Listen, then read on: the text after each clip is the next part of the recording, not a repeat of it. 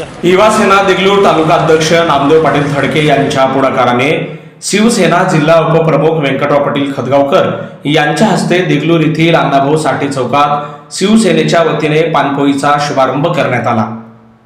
रखरखत्या उन्हाचा पारा लक्षात घेऊन शिवसेनेचे युवा देगलूर तालुका अध्यक्ष नामदेव पाटील थडके यांनी एक सामाजिक बांधिलकी जपत शिवसेना ही सर्वसामान्यांच्या सेवेसाठी आहे हे पानपोईच्या निमित्ताने दाखवून दिले आहे।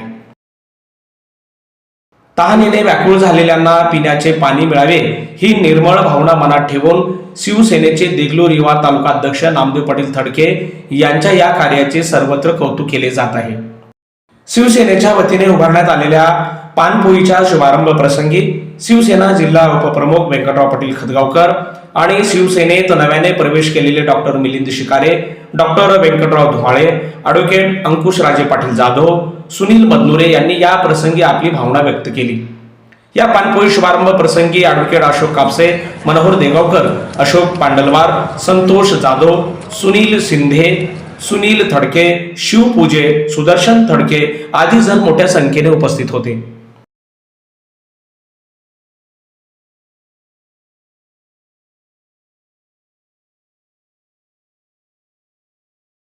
देगलूरमध्ये युवासेना प्रमुख श्री नामदेव पाटील थडके यांनी जो उपक्रम थंड पानपोई या ठिकाणी चालू केलेली आहे ही देगलूरमध्ये पहिलीच आहे।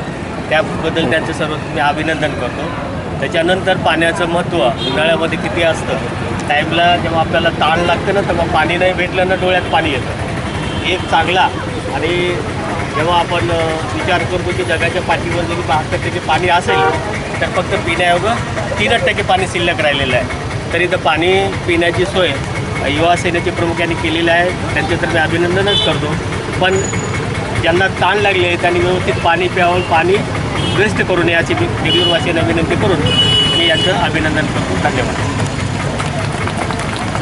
तर आज एवढं कडक ऊन झालेलं आहे की सगळे पशु पक्षी पण आज परेशान आहेत आणि सगळ्यांची गरज आज पाणी आहे आणि त्या पाण्याची सोय आपण या अण्णाभाऊ साठे चौकामध्ये आमचे युवा सेनेचे अध्यक्ष खडके साहेब आणि त्यांची टीम, हे एकाचं काम नाही, त्यांची सगळी टीम त्यांच्यासोबत आहे। ते सगळ्या टीमचं आम्ही पूर्णपणे अभिनंदन करतो की सगळ्यात पहिलं देगलूरमध्ये आपण थंड पानपोई, नॉमिनल पानपोई नाही तर अगदी थंड पाण्याची पानपोई सुरू केली। याबद्दल आम्ही त्यांचंही सगळ्यांचं अभिनंदन आणि देगलूरवासियांचंही अभिनंदन करतो की त्यांच्यासाठी आपण सगळे मिळून ह्या पानपोईचा वापर करावा आणि लाभ घ्या।